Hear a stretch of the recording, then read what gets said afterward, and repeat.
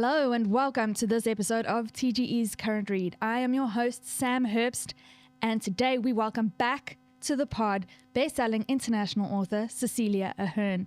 Cecelia is a household name, especially if you mention her first novel, P.S. I Love You, which she wrote when she was just 21 years old. But she hasn't stopped writing since.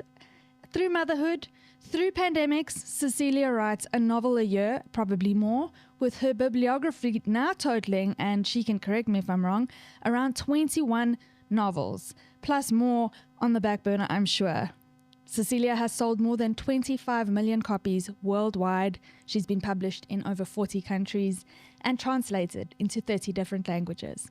Today, Cecelia joins me to chat about her latest contribution, Paper Heart, which is a feel-good story about a woman who never stopped dreaming but needs to learn how to live. Here to chat more with us about this new story, Cecelia Ahern. Welcome to TGE's Current Read. Thank you. Thank you for having me back again. Oh gosh. I must have done something right. You did. You keep doing all the right things, Cecelia. You do. Thank you. Oh gosh, we did miss a novel. Chat to us about the work that you've done since we last spoke. We chatted about in 1,000 different ways. At the time you were working on Into the Storm, it was really like fresh, bound to the printer like any second at that stage. Yeah. And you were probably thinking about Paper Heart. It was probably kind of milling about in your head. So what's happened since we last spoke? So, so Into the Storm was the follow-up. Would you like to hear about that? Yes, we did speak about it in our last episode, but fill us in on how reception has been on the novel. Yeah, it was brilliant actually. So Into the Storm was about, I've to remind myself what it's about because I've been talking about Paper Heart for so long. But it's about a character named Dr. Enya Pickering, who's driving through the Dublin Mountains on a very stormy night when she's waved down by a taxi driver who's come across a teenage boy on the road. And so she, as a doctor, she leaps into action and she performs CPR and saves his life. But his life is saved, but her life splinters in two after that night because she's drawn into this hit and run investigation. She's also going through a very wobbly point in her life where she's reaching the age her mother was when she passed away. She's reaching 47.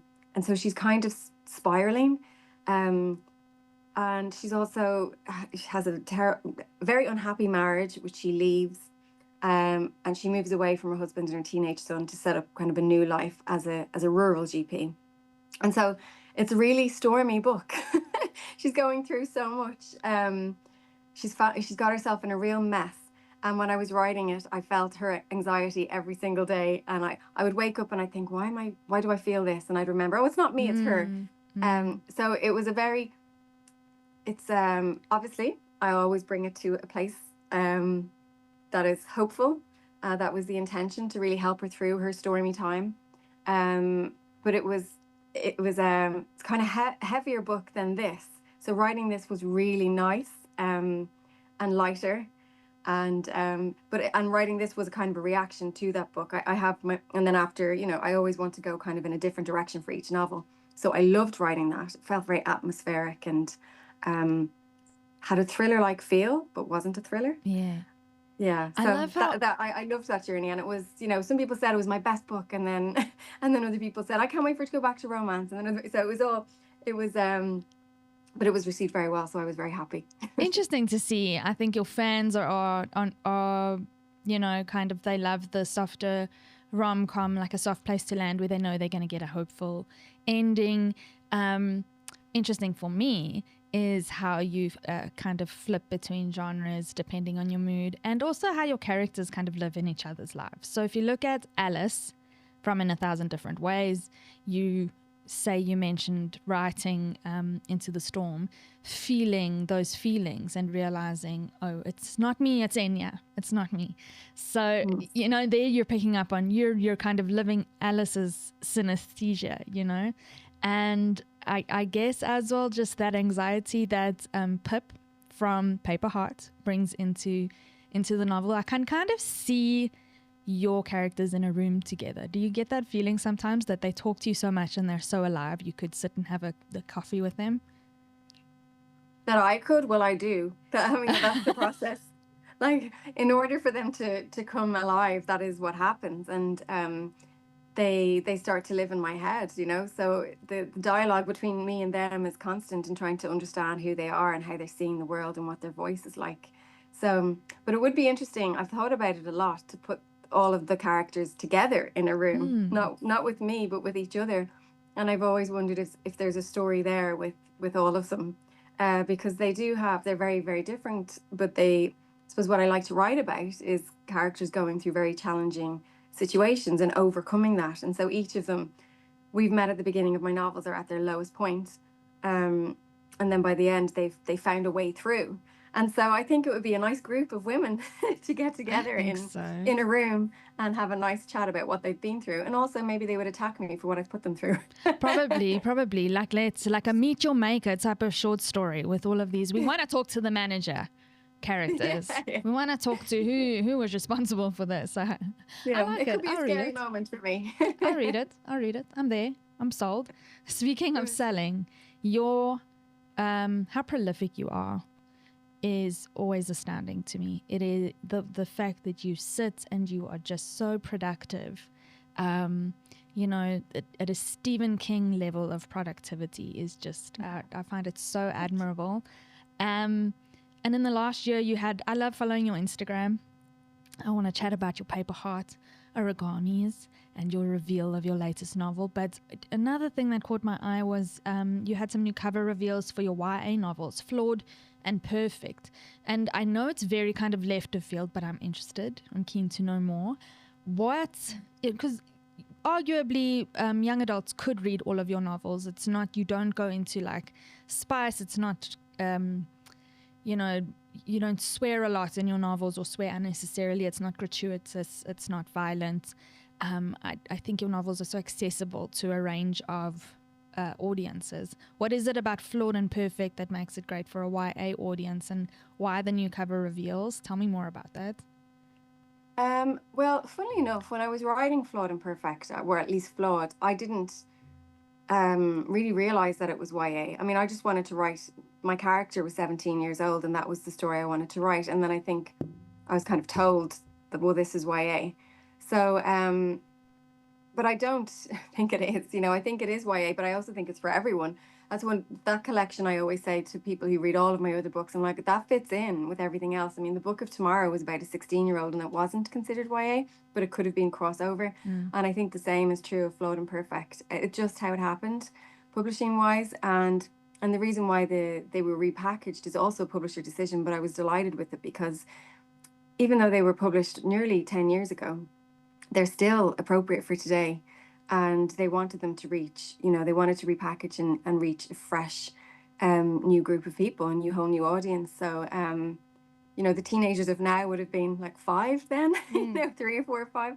So I'm glad that that they're republished again, because they're just, you know, they're stories about, well, they're about, you know, living in a society that deems people flawed if they make certain decisions that aren't approved.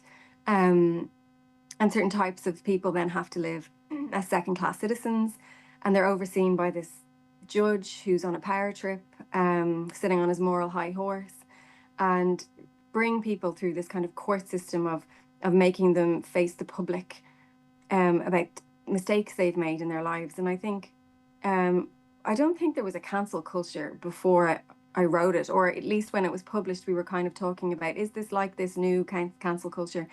But we see it all the time, you know, people say one thing or they do something and that's it, they're written out. And it's very hard for them to get back on track again. So I think it's still valid. I love that you could reappropriate those books for a whole other generation of teens now. Because definitely, I mean, you would know, because you, correct me if I'm wrong, you have a 14-year-old. I do. I have a 15-year-old and a 13-year-old. Yeah. 15, 13, and a younger child, 4 or 5. I think we gave birth during the pandemic, more or less the same time. Does your eldest daughter, read your books? No. Really? I keep telling her, you know, even Flawed and Perfect. You would like this. Yeah. And it would be lovely. she has different skills and different tastes. So I will continue pushing. I'm like every other parent who's trying to get their kids to read more. You know, it's hard. They'll read what they want to read. Yes. And I suppose they're so close to it. I'm their mom, and they hear. But what's lovely is, you know, when I come up with an idea, I'm able to discuss it with them. I'll say, "Oh, guys, I came up with an idea today. What do you think?" And we'll talk about it. So they're part of the creative process in a way. They're just not yet reading the final versions.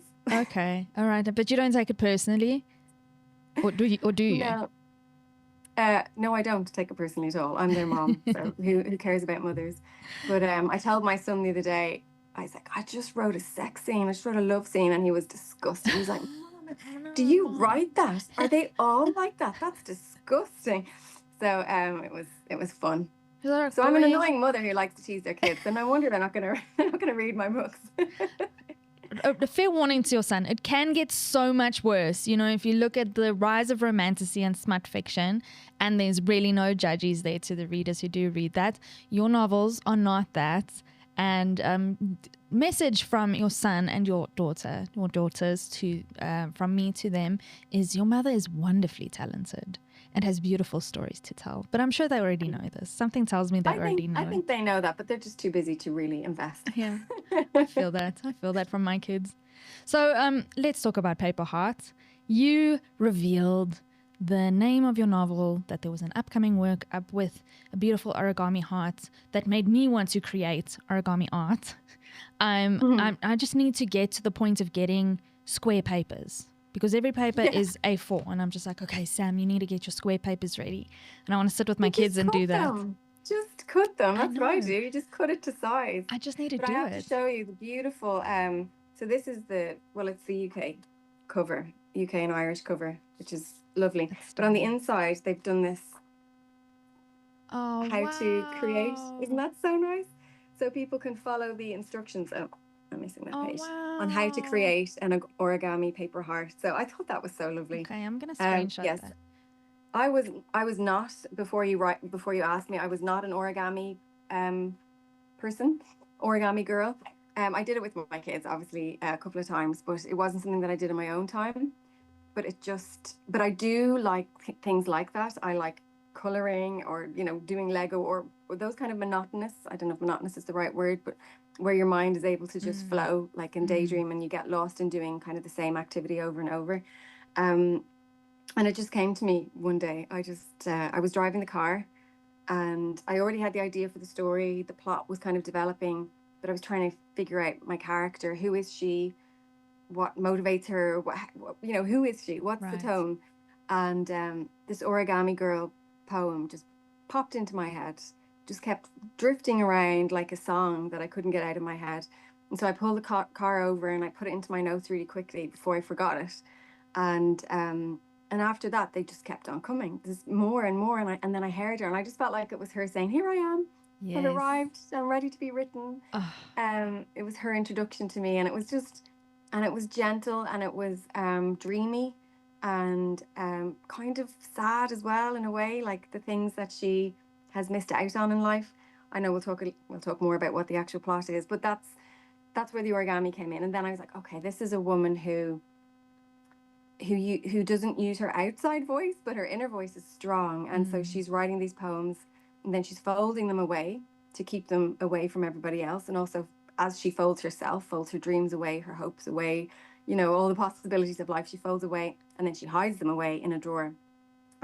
But all the time trying to shape her life and shape herself. So it was perfect for Pip. And she came alive after that. It truly is. I think it's like a beautiful golden thread throughout the novel is the Origami Girl poems, which we'll discuss more about, and the concept of folding yourself smaller, but also creating and kind of coming to terms with that and who you are. So let's start with that. Let's start with the elevator pitch for Paper Heart. What we know a little bit more now about the interiority of Pip, just from how she originated in your head as a character. What is the story about?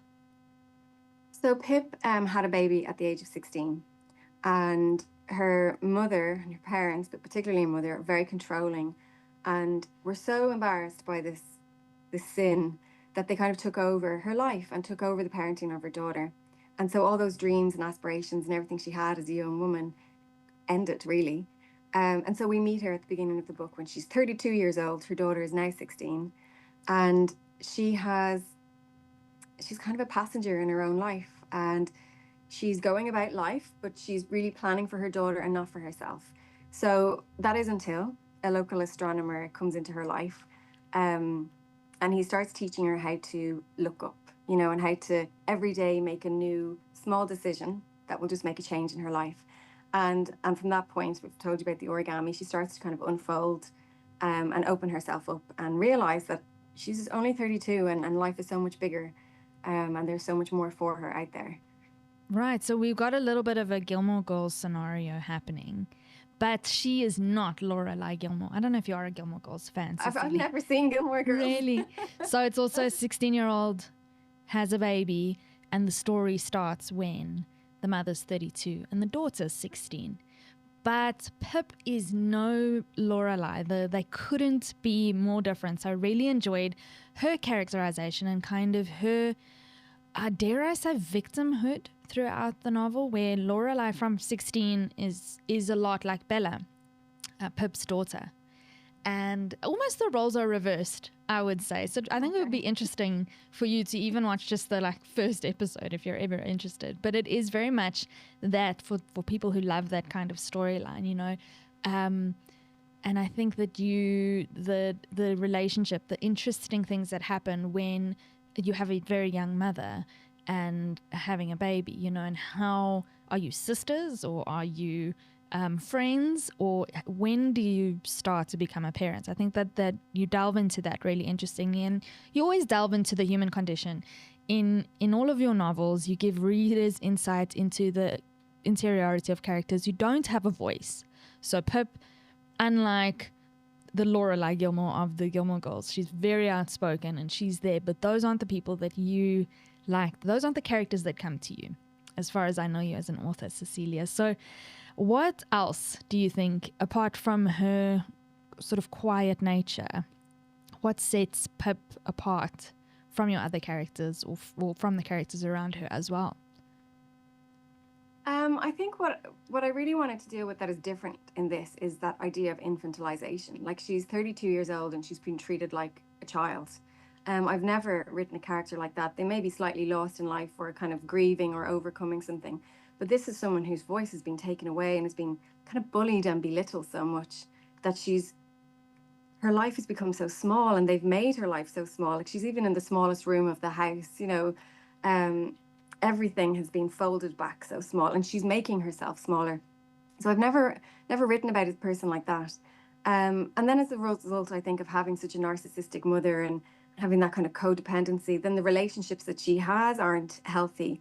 And the person that she dates or is also kind of, on the outside he seems charming and lovely, but on the inside it's again this kind of personality that's quite controlling that she's so familiar with. So that I think that makes her so different to me. And her daughter is, as you said, her daughter sees her more as a sister than a mother, and she really wants to mother her, and she wants to grab all those minutes she can, like even just when they go downstairs when they're called for dinner, like that 1 minute on the stairs when it's just her, just the two of them together. She just looks forward to that moment so much, so she can have her to herself and try and say something that will inspire her or motivate her, or before her mom can get her kind of clutches into her again. So it was like, it's very frustrating. I think writing it, I'm not a fan of the mother, and you do want to shout at her and say, take control of your life. But I think feedback is readers are really cheering her on, shouting at her and then cheering her on. So she's, I think I don't even think she's not shy. She's just inside and has kind of disassociated so much because she's been belittled so much. She's lost her confidence, and she doesn't really have that much value in her opinions. Yes. So that needs to come out. Yeah, so it's a form of abuse, and that really comes out in the novel, and it's a kind of a slow burn in that way of how we kind of learn her story and how we learn how the infantilization part of that. But all of your novels, you start off kind of, Into the Storm is the one title, but you start off in the eye of the storm, or in a really uncomfortable moment, you slot a lot of your characters into just like the worst, most upsetting part of their lives, and come to the resolve so that the novel ends in a story of hope. So there isn't like it starts off with a lot of tension. And you can correct me if I'm wrong here, but it's very interesting what you do with this novel is she starts off in the back seat.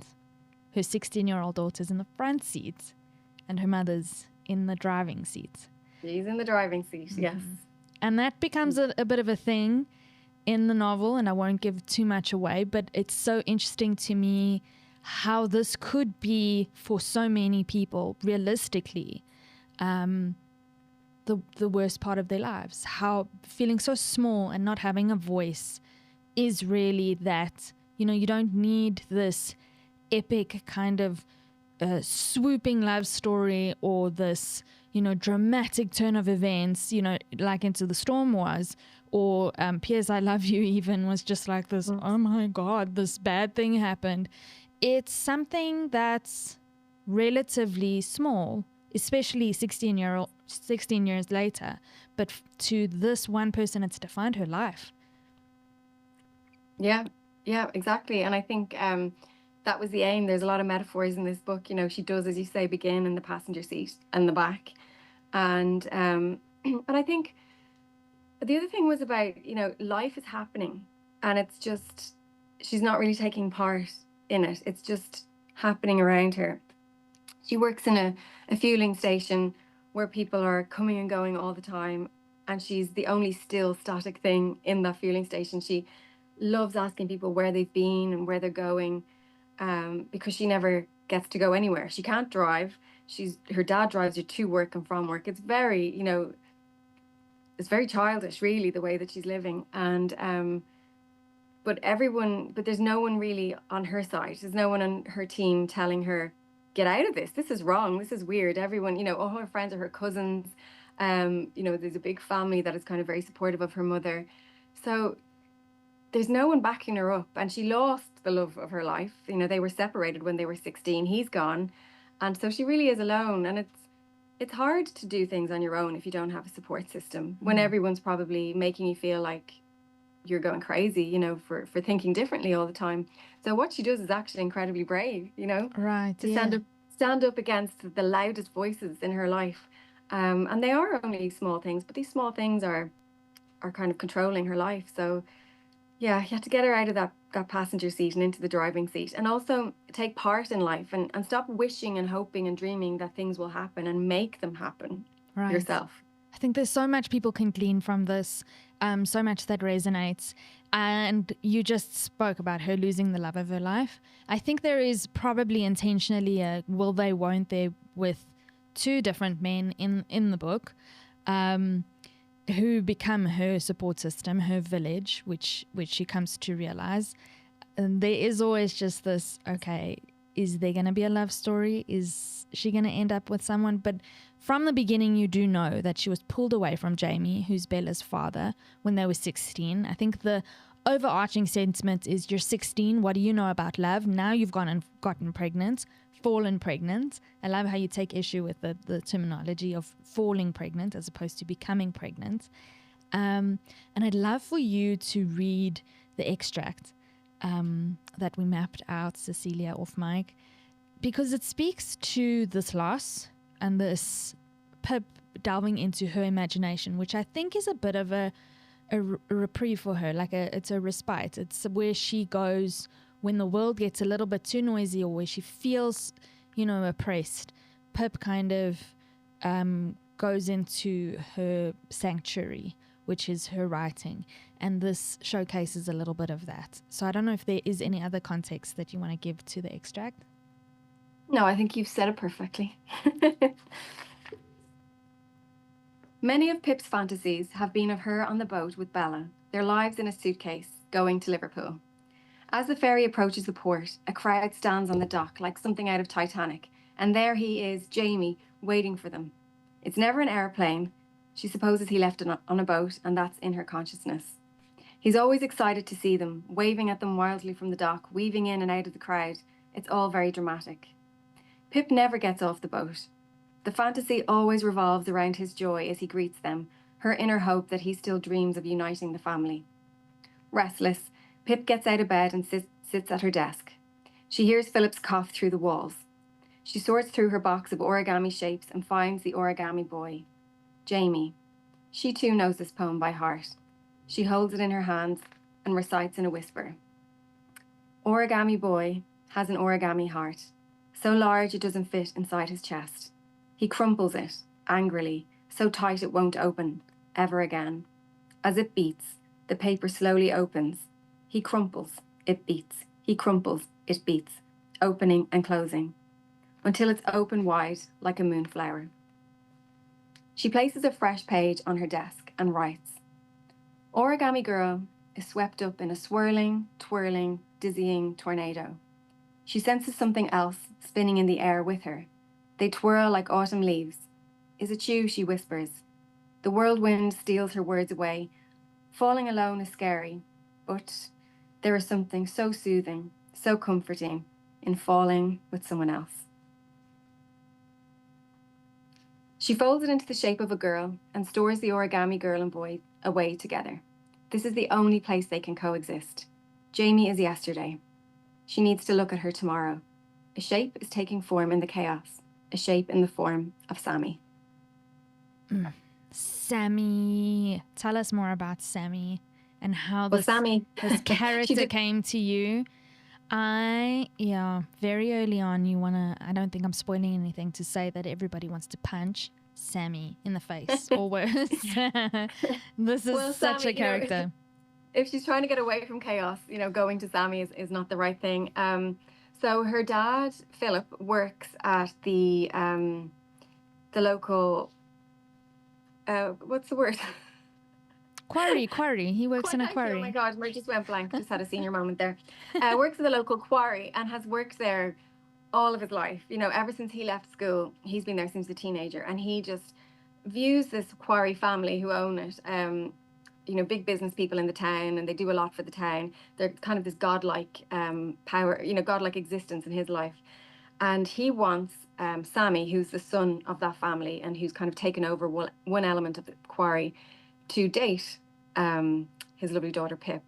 And he just thinks it would be good for her. He's got money, he's charming, he thinks that this would be the right person for her. And so he tries to encourage her to go out with him. And she does. She does. Mm-hmm. And she does it for her dad. And she's also trying to do it for herself. She wants to also set up a good life for her and for Bella. And she is trying very much to move out of the life that she has now. But she's just trying to find the right direction. So Sammy is this seemingly charming, very handsome man who brings her out on a few dates, but it quickly doesn't go well for her. We love to hate Sammy. I see him as a person, this perfectly manicured orange, wretch of a man. I can't wait for readers to get stuck into Sammy. Yeah, I know. There's a lot of social commentary. You spoke about the quarry. You spoke in this. There's Pip can hear her dad's coughing. There's mention of silicosis and what happens. That happens in South African gold mines. So I was like, that makes sense that it would happen. The same thing would happen in a quarry, in Ireland. And then there's a lot of, I think, mention of peat and the turf cutting, which I had to look up. It was so interesting to me because there's such similar parallels between South Africa and Ireland, as different as what the countries are. I said this in a previous interview, also speaking to Sarah Michelle Howarth,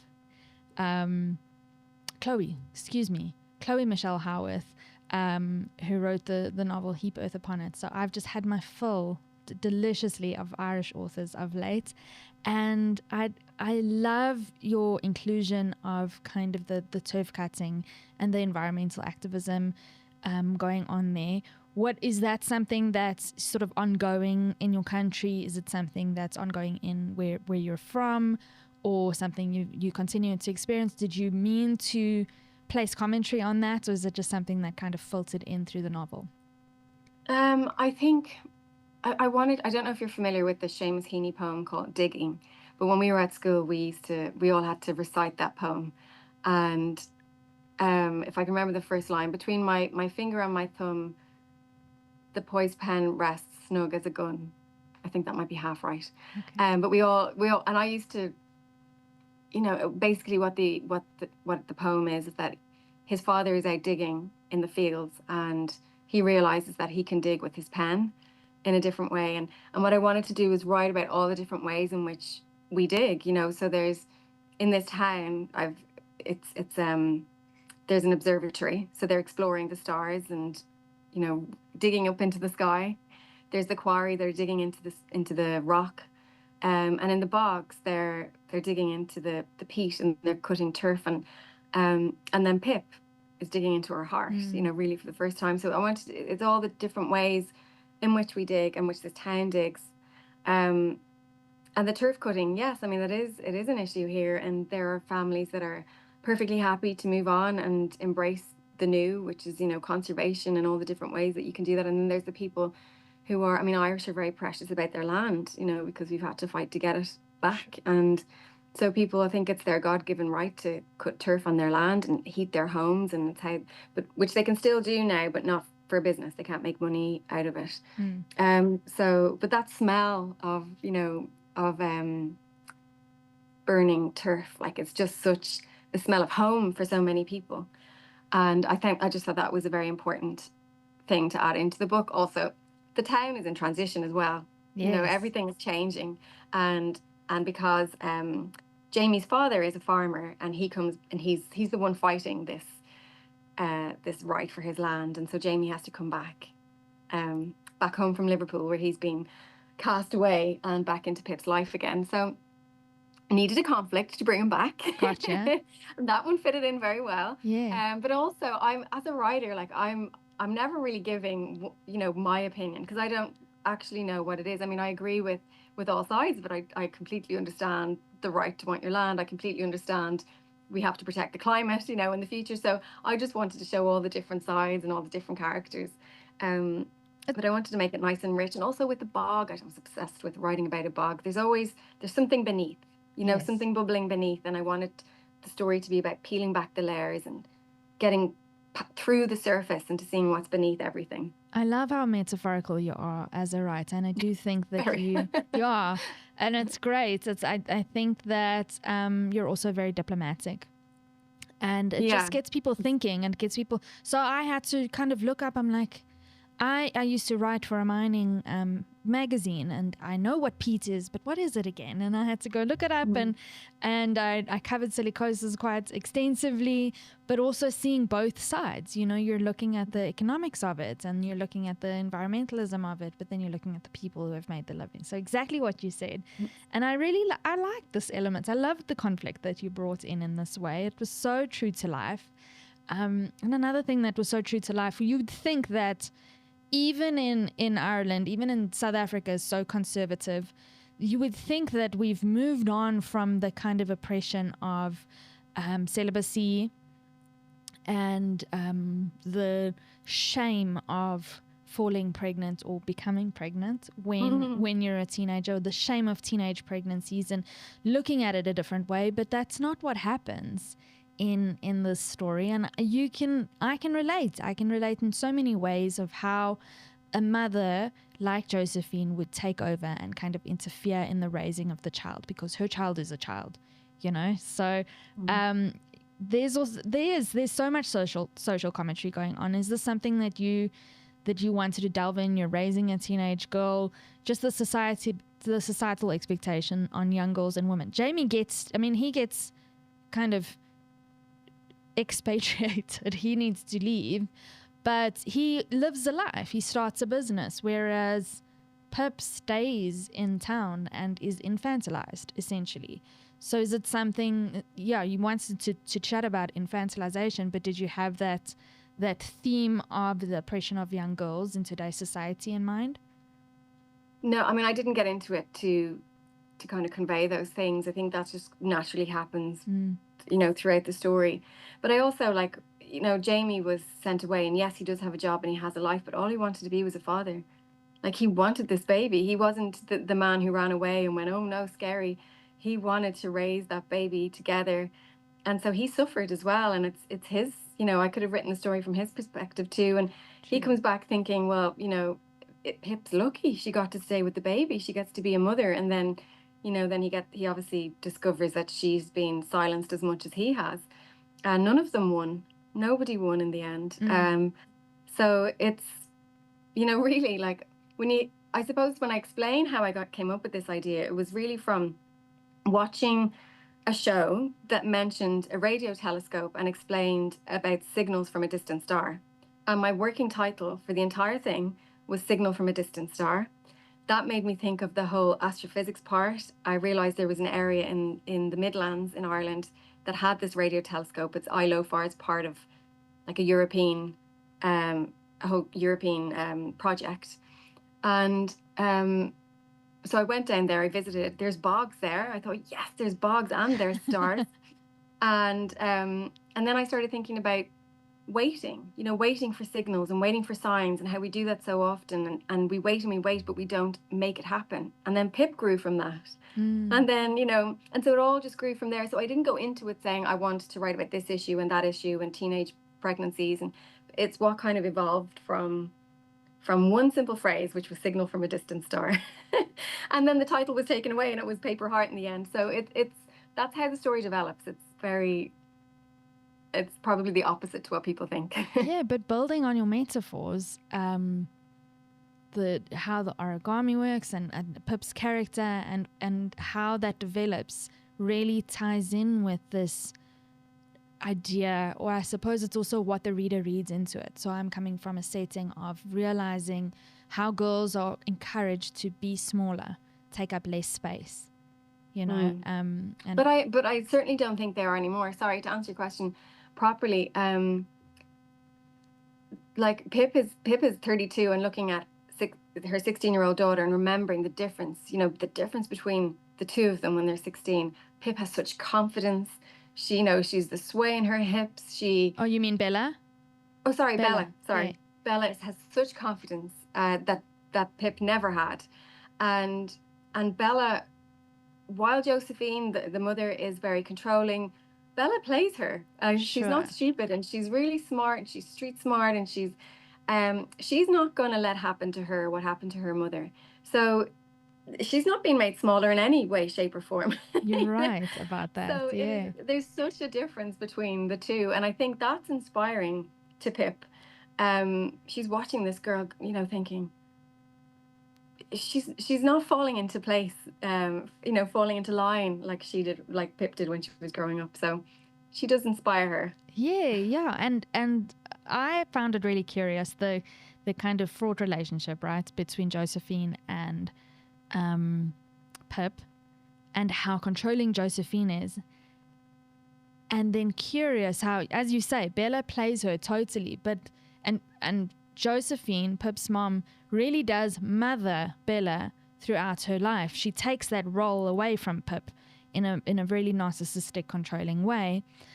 But I found it curious, and not in a way that made me not believe it, but in a way that made me go, like, that tracks for a grandmother character, that she would, had Pip dressed the way she does or swayed her hips the way she does, even in the novel when they go to an evening out and Pip is out with her friend Io, Josephine is enraged about it, but never enraged at Bella when she does very similar things, Yeah, it's true. And I think Pip, or I don't want to give the story away, but it tells her mother, really, if you wanted me to be a better mother, you could have been a better mother yourself, and that would have been the way to teach her, not to take the child and mother her child, but to be herself, show by her own example of what a good mother is. So I think Pip has learned how to be a mother through not wanting to do anything that her own mother has done. It's really, I find the relationship dynamics really interesting. Also, I know that you're very intentional about names. Alice came from Alice in Wonderland, Alice from In 1,000 Different Ways. Pip comes from her father's name, Philip. Yes. Her full name is Philippa. So what was was there an intention there in kind of tying her to her father in a way that described her personality, or the way she developed, or the way she would stand up? Was there any intention there? Well, again, the intention was, and I don't like doing this with names, but sometimes I've done it in books. And but Pip she's this tiny Pip that needs to grow. She's small and she needs to flourish and blossom throughout the novel. But then I knew her parents wouldn't choose a name like Pip because it's not a proper name, nor did her mother agree with Bella. It should have been Isabella. Yes. So Pip wouldn't have been her name given by Josephine, but it would have been Philippa, and that made sense to call the dad Philip. So that's where that came from. But yeah, it came from me just thinking that she was so small and she needed to flourish and grow into something. Oh, I love that. I think there's so much to chat about here. I think it's a great book club pick. Oh, good. Thank you. There's definitely a lot to mention. As I say, even though as an artist, as a writer, a lot of the coverage is unintentional. You don't mean to deliberately go into activism or gender roles or stereotypes or kind of religious oppression or anything, but it always kind of trickles around the surface because you're writing about real people. It's domestic fiction after all. And I really do think that it could make for a great book club pick. Oh, thank you. So it does come to some kind of resolution. There's a will they, won't they. Io, I love the character of Io. I think that's the last character that I'd really love to chat about. We've chatted about Sammy, villainous, nefarious orange Sammy. her parents. Oh, there was one other thing. But let's first chat about Io. Io is the astronomer that befriends Pip and brings her kind of out. He's an observer. He recognizes her for who she is. So, and signal from a distant star, he's kind of the catalyst for everything. Even though Bella serves as inspiration for it, her friendship with Io is the catalyst for the transition, in addition to the conflict, I suppose, of Jamie coming back, right? Yeah, I mean, I think it's everything happening at the same time. And already in the first chapter, before we even meet Io, it's a day that's different to every other day. Something is in the air, something is changing. And then Io comes into her life and he's an outsider. And I think that's, as I said, all of her support group was kind of in the family. And so she didn't have anyone of her own that wasn't approved by her mother or her father. So he's an outsider. He sees her for who she is. He sees that she's interested by the people coming and going at the fueling station. And he introduces in such a small way, like, she would know what people want in their sandwiches. She works at the deli and she's making people sandwiches. And usually people choose the same thing every day.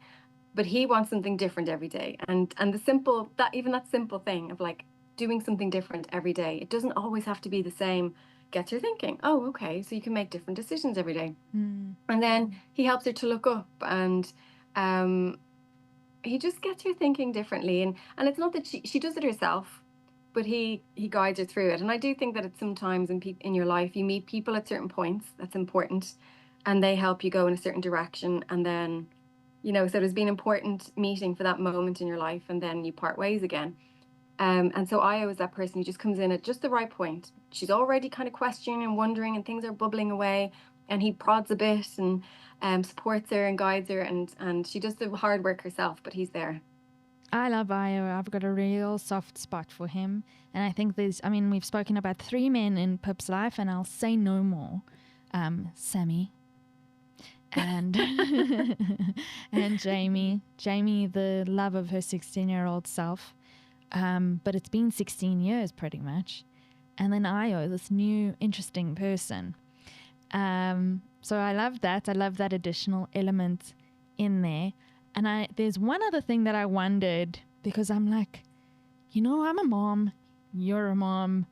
I love the movie Encanto, and this has to do with like family dynamics, like really insidious kind of generations long family dynamics that might not have gone well. And this house which is all part of the story. It's part of the quarry story and the environmental activism and that whole kind of story arc. The house starts cracking, which is, you write metaphorically, and the house starts cracking for, very, scientific reasons and, theoretical reasons, but the house cracks as the cracks in the family start to show, and it's very Encanto-like. Are you a fan of the Disney movie?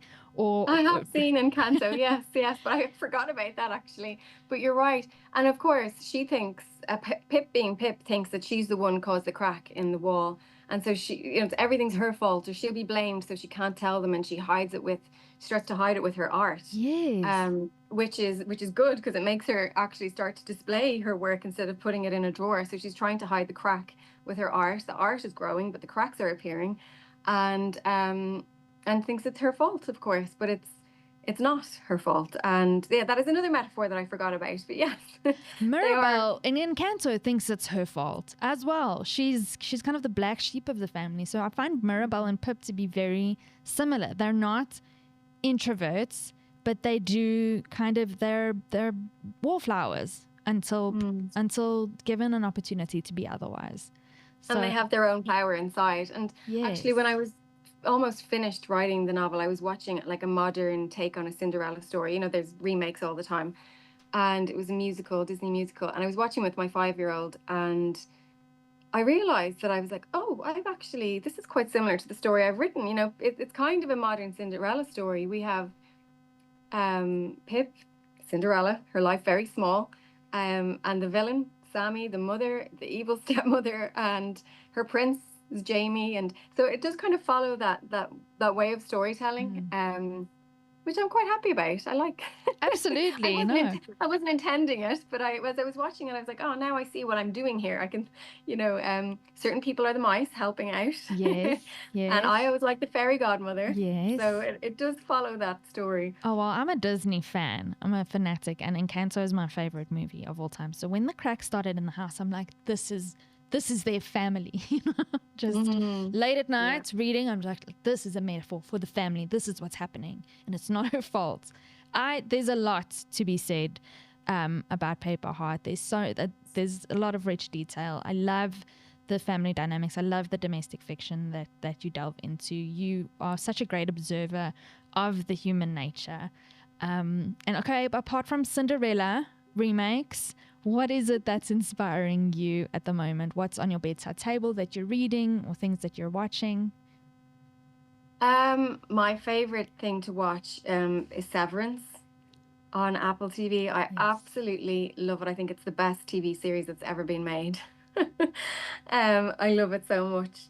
I've been reading a lot lately. I'm reading a great sorry, I'll reach over here, and he's like, oh no, I can't get it because I'm leaning my phone on it for height. Oh, sorry. Tell me what it is. It is, well, I'll say one of my favorite books this year was Fundamentally, which is just hilarious. It shouldn't be hilarious, but it's like Bridget Jones goes to try and rescue ISIS brides, set in Iraq, and it's just a brilliant, very smart. It was shortlisted for the Women's Prize. Incredibly, just really brilliant. And I've just recently set up a book club with my friends, so I'm reading all these kind of different things that I wouldn't ordinarily read. So Elsie Silver, with those wild eyes and wild love and they're all very naughty books. Yes. And so we were supposed to just read one, and then by the time they were still finishing one, I was on the fourth. But they're so fun to chat about with your girlfriends, right? It's so fun, and I think I wouldn't have necessarily picked that up myself. But then as soon as it was suggested to me, I read 4 of them so quickly.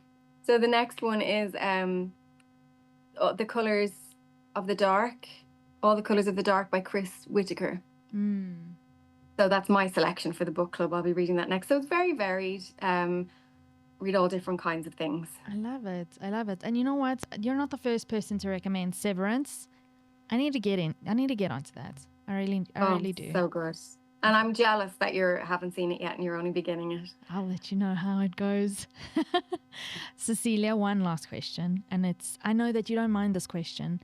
What is it that you're working on next? What's in the pipeline? So I've just finished my next novel, and I don't think I'm allowed to say the title yet, but I can say it's my first romantic comedy in a really long time, and I just had well, obviously it's about all the other serious things as well, but it's romantic and it's fun, and it's in the perspective of the male and the female, and Ah, I just love it. I love it. I'm so excited to get that one out. But I can't tell you what it's about, so unfortunately. when more or less can we hear? Will we Well, know it will the be this title? time next year. Yeah, next. Okay. We'll probably announce the title early next year. Okay. I'll look out for it. I'll look out for you. Thank you so Thank much for you. your contribution. Thank you so much for Paper Hearts and to all the book clubs that will be. So I've got the proof copy, but I think in South Africa we'll have, yes, I that think you'll have that one. beautiful, Yeah. I think it'll have that beautiful pink one. And you know what? For any listeners or viewers that make a Paper Heart, please share it with us. Tag Cecelia, tag The Great Equalizer or me, Sam.Herbst. And we'd love to see your Paper Hearts. I'm looking forward to all the Paper Hearts you're going to be receiving, Cecelia. It is lovely. I mean, it was so smart of the publishers. They sent out the little squares to booksellers and to influencers and book all different book readers and book clubs, and everyone's tagging me in all their beautiful little paper hearts, and it's just it's so lovely. It's been a really lovely idea. Amazing. So maybe origami will become hugely popular again. It's coming back. I'm telling you, I'm inspired. Probably never left. It never left. No. But anyway, it's like marbles, I'm inspired to bring it into my home. My kids have never done origami, but they're going to be doing some origami hearts with me, and we'll tag you in a post. Cecelia Ahern, thank you so much for joining me again on TGE'S Current Read. Thank you so much for having me back. I really enjoyed it.